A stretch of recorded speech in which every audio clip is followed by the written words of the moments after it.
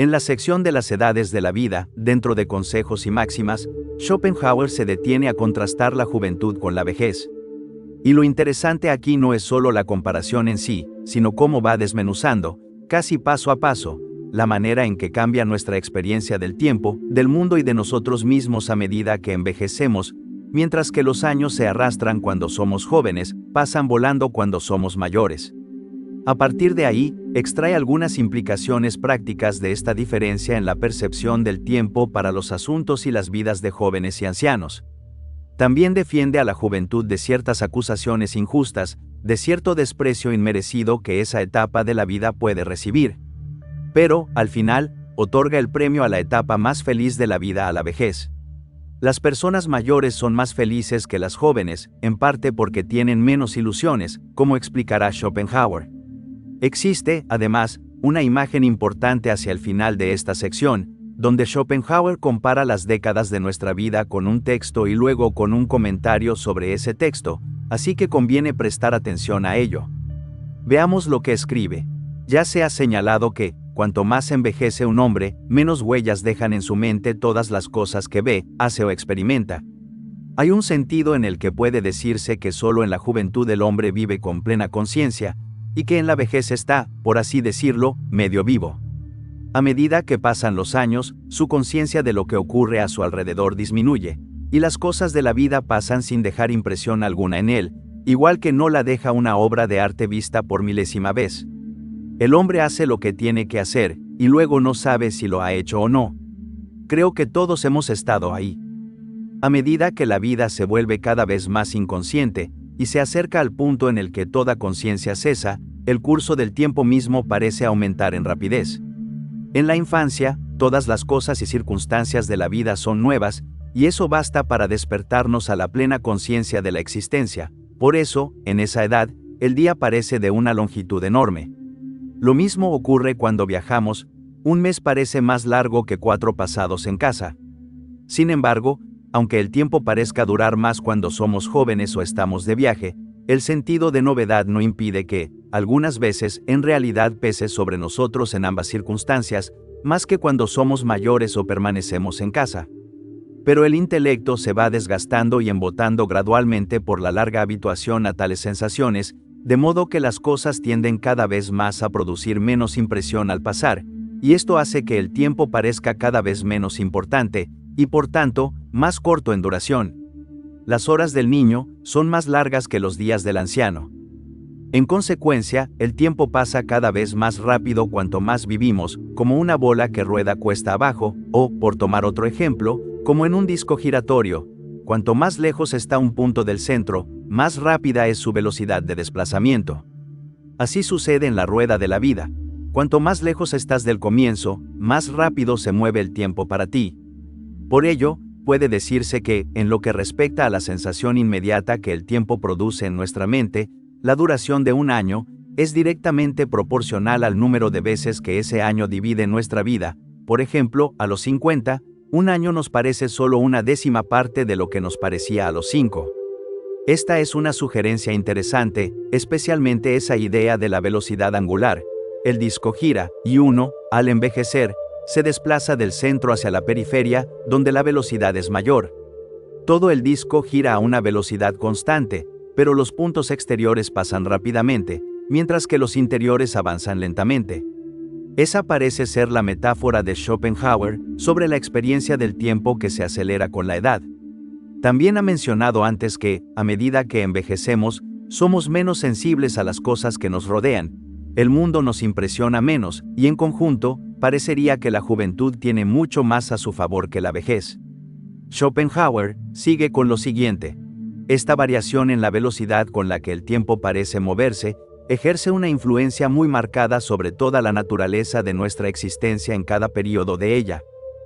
En primer lugar, hace que la infancia, aunque abarque solo unos 15 años, parezca el período más largo de la vida y, por tanto, el más rico en recuerdos. En segundo lugar, hace que un hombre sea más propenso al aburrimiento cuanto más joven es. Pensemos, por ejemplo, en la necesidad constante de ocupación, ya sea trabajo o juego, que muestran los niños, cuando se quedan sin ninguna de las dos cosas, sobreviene una terrible sensación de aburrimiento. Ni siquiera en la juventud se está libre de esta tendencia, y se temen las horas en las que no hay nada que hacer.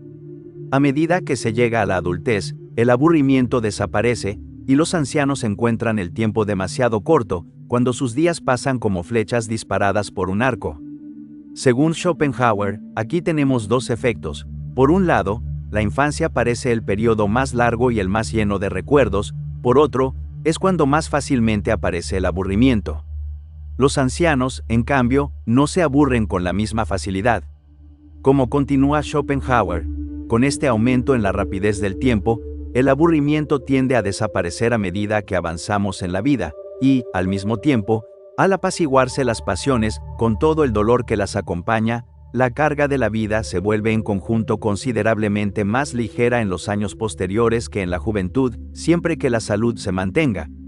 Por eso, el período que precede inmediatamente a la debilidad y a los problemas de la vejez recibe el nombre de los mejores años de la vida.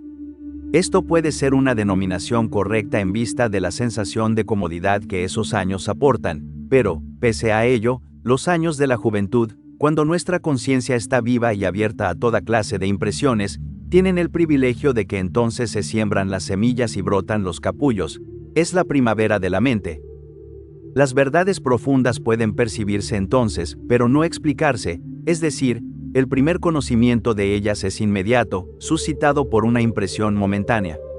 Este conocimiento solo puede alcanzarse cuando las impresiones son fuertes, vivas y profundas, y si queremos conocer verdades profundas, todo depende de un uso adecuado de nuestros primeros años. En la vida posterior podemos ser más capaces de influir en otras personas y en el mundo, porque nuestra naturaleza está entonces formada y acabada, y ya no es presa de nuevas impresiones, pero, en cambio, el mundo es menos capaz de influir sobre nosotros. Esos son los años de acción y logro, mientras que la juventud es el tiempo de formar concepciones fundamentales y sentar las bases del pensamiento. Schopenhauer sugiere que debemos usar bien la juventud, porque esa inmediatez de la experiencia y del conocimiento del mundo solo puede darse en esa etapa, cuando los sentidos son más agudos y las impresiones más intensas. A medida que nos retiramos gradualmente del mundo, como ocurre en la vejez, somos menos capaces de recibir esas impresiones. Ganamos capacidad de procesamiento, pero perdemos la inmediatez de la experiencia. Tal como sigue el pesimista alemán, en la juventud es el aspecto exterior de las cosas lo que más nos atrae, mientras que en la vejez predomina el pensamiento, la reflexión. Por eso, la juventud es el tiempo de la poesía, y la vejez se inclina más hacia la filosofía. En los asuntos prácticos ocurre lo mismo. Un hombre forma sus decisiones en la juventud más por la impresión que el mundo exterior produce en él, mientras que, cuando es mayor, es el pensamiento el que determina sus acciones. Esto se explica, en parte, por el hecho de que, solo cuando un hombre es mayor, los resultados de la observación externa están presentes en número suficiente como para poder ser clasificados según las ideas que representan, proceso que a su vez hace que esas ideas se comprendan más plenamente en todos sus aspectos, y que el valor exacto y el grado de confianza que merecen queden fijados y determinados. Al mismo tiempo, se ha habituado a las impresiones producidas por los diversos fenómenos de la vida, y sus efectos sobre él ya no son los mismos. Así, parece haber dos ventajas propias de la vejez: por un lado, una mayor base de experiencia a partir de la cual generalizar; por otro, una menor influencia del mundo sobre el individuo, que ya no perturba su pensamiento con la misma facilidad, permitiéndole alcanzar un juicio más claro y verdadero mediante la reflexión. En cambio, en la juventud, las impresiones que producen las cosas, es decir, los aspectos externos de la vida, son tan poderosamente intensas, especialmente en personas de disposición viva e imaginativa, que ven el mundo como una imagen, y su principal preocupación es la figura que hacen en él, la apariencia que presentan, y ni siquiera son conscientes de hasta qué punto esto es así. Es una cualidad mental que se manifiesta, si no de otro modo, en la vanidad personal y en el gusto por la buena vestimenta que distinguen a los jóvenes. No existe duda de que las facultades intelectuales son más capaces de soportar esfuerzos grandes y sostenidos en la juventud, hasta los 35 como máximo, a partir de los cuales su fuerza comienza a declinar, aunque muy gradualmente. Sin embargo, los años posteriores de la vida, e incluso la vejez, no están exentos de compensación intelectual.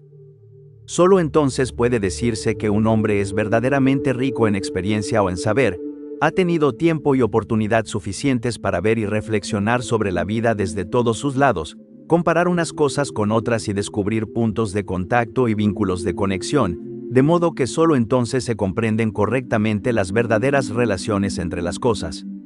Para Schopenhauer, en la vejez, el conocimiento adquirido en la juventud adquiere mayor profundidad. Un hombre tiene ahora muchas más ilustraciones de cualquier idea que haya alcanzado. Lo que creía saber cuando era joven, ahora lo sabe realmente, pasa de la suposición al conocimiento, y del conocimiento a la certeza. Además, su campo de conocimiento es más amplio y, en cualquier dirección en que se extienda, es más completo y está formado como un todo coherente, mientras que en la juventud el conocimiento es siempre defectuoso y fragmentario. Según su visión, una noción completa y adecuada de la vida no puede alcanzarla nadie que no llegue a la vejez, porque solo el anciano ve la vida en su totalidad y conoce su curso natural. Solo él está familiarizado no solo con su comienzo, como el resto de los hombres, sino también con su final, y por eso tiene una conciencia plena de su absoluta vanidad, mientras que los demás no dejan de trabajar bajo la falsa idea de que todo acabará bien. Por otro lado, en la juventud hay mayor poder de concepción, y en esa etapa un hombre puede sacar más partido de lo poco que sabe. En la vejez predominan el juicio, la penetración y la profundidad. La juventud es el tiempo de reunir el material para un conocimiento del mundo que sea distintivo y original, pero solo en los años posteriores se llega a dominar ese material. Cada generación, por pobre que sea su carácter, se cree mucho más sabia que la inmediatamente anterior. Lo mismo ocurre con los distintos períodos de la vida de un hombre y, sin embargo, tanto en un caso como en el otro, suele tratarse de una opinión equivocada. En los años de crecimiento físico, cuando nuestras facultades mentales y nuestros conocimientos aumentan día a día, se convierte en hábito que el presente mire con desprecio al pasado. Este parece ser el lugar adecuado para hacer la observación general de que, aunque en sus cualidades principales tanto el intelecto como el carácter son naturales, el primero no es en absoluto tan inalterable en su naturaleza como el segundo. El intelecto está sujeto a muchas transformaciones que, por lo general, no dejan de manifestarse, y esto se debe en parte a que tiene una base profunda en la constitución física, y en parte a que el material con el que trabaja se le da en la experiencia. Por un lado, está ligado al cuerpo y al cerebro, por otro, trabaja sobre la experiencia, que puede crecer, cambiar y recibir constantemente nuevos datos, mientras que el carácter no responde a la experiencia de esa misma manera. Para Schopenhauer, desde un punto de vista físico, encontramos que, si un hombre posee alguna capacidad particular, esta primero aumenta gradualmente en fuerza hasta alcanzar su punto máximo, tras lo cual entra en una fase de lenta decadencia. Pero, por otra parte, no debemos perder de vista el hecho de que el material que da empleo a las facultades de un hombre y las mantiene en actividad, el contenido del pensamiento y del conocimiento, la experiencia, los logros intelectuales, la práctica de penetrar en el fondo de las cosas, y por tanto, una visión mental perfecta, forma una masa que sigue aumentando de tamaño hasta que llega el momento en que aparece la debilidad y las facultades del hombre fallan de repente. El pesimista alemán está hablando aquí del crecimiento del conocimiento y del intelecto. A medida que uno aprende más, todo ello puede seguir aumentando y acumulándose con la edad, y luego las facultades intelectuales fallan. Uno se vuelve senil, y todo es susceptible de un rápido declive. Así pues, estamos hablando de un cambio en el ámbito del intelecto, puede crecer, pero también puede colapsar rápidamente a lo largo de la vida. La manera en que estos dos elementos distinguibles se combinan en una misma naturaleza, uno absolutamente inalterable, el carácter, y el otro sujeto a cambios en direcciones opuestas, el intelecto, que puede crecer o decaer, explica la variedad de actitudes mentales y la diferencia de valor que se atribuye a un hombre en distintos períodos de su vida. Podríamos decir, entonces, que, si el carácter es inalterable, aunque esto pueda discutirse, y el intelecto puede subir y bajar, cabría esperar que un hombre que se vuelve senil, pero que en esencia era bueno, conservará ese carácter. Una persona amable, generosa, de gran nobleza de espíritu, mantendrá ese carácter tanto cuando su conocimiento crezca como cuando sus facultades intelectuales disminuyan.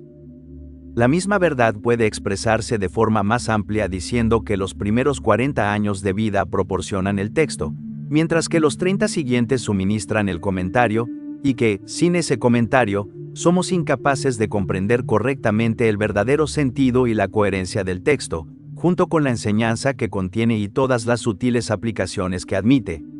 Hacia el final de la vida ocurre algo parecido a lo que sucede al término de un baile de máscaras. Las máscaras se quitan, y entonces puede verse quiénes son realmente las personas con las que uno se ha encontrado en su paso por el mundo, porque, al final de la vida, los caracteres han salido a la luz en su verdadera forma, las acciones han dado sus frutos, los logros han sido debidamente apreciados y todas las apariencias se han desmoronado, pues para todo ello el tiempo era, en cada caso, necesario. Schopenhauer escribe: se suele considerar que la juventud es la parte feliz de la vida y la vejez la triste. Esto sería cierto si fueran las pasiones las que hacen feliz al hombre. La juventud está agitada por ellas de un lado a otro, y éstas producen mucho dolor y poco placer. En la vejez, en cambio, las pasiones se enfrían y dejan al hombre en reposo, y entonces su mente adopta un tono contemplativo.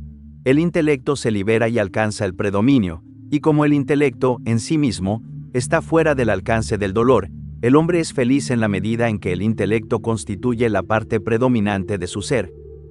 Basta recordar que todo placer es negativo y que el dolor es positivo por naturaleza para comprender que las pasiones nunca pueden ser una fuente de felicidad, y que la vejez no es menos digna de ser envidiada por el hecho de que se le nieguen muchos placeres, pues todo placer no es más que la satisfacción de una necesidad o deseo, y que ese placer termine en cuanto cesa la necesidad no es más motivo de queja que el hecho de que un hombre no pueda seguir comiendo después de haber cenado o volver a dormirse tras una buena noche de descanso. Lejos de que la juventud sea el período más feliz de la vida, hay mucha más verdad en la observación hecha por Platón al comienzo de la República, según la cual el premio debería concederse a la vejez, pues al menos entonces el hombre queda liberado de la pasión animal que hasta ese momento no había dejado de perturbarlo. Más aún, podría decirse que los múltiples y variados estados de ánimo que tienen su origen en esa pasión, así como las emociones que de ella surgen, producen una especie de leve locura que dura mientras el hombre permanece bajo el hechizo de ese impulso, como si se tratara de un espíritu maligno del que no hay escapatoria, de modo que nunca llega a ser verdaderamente razonable hasta que la pasión se extingue.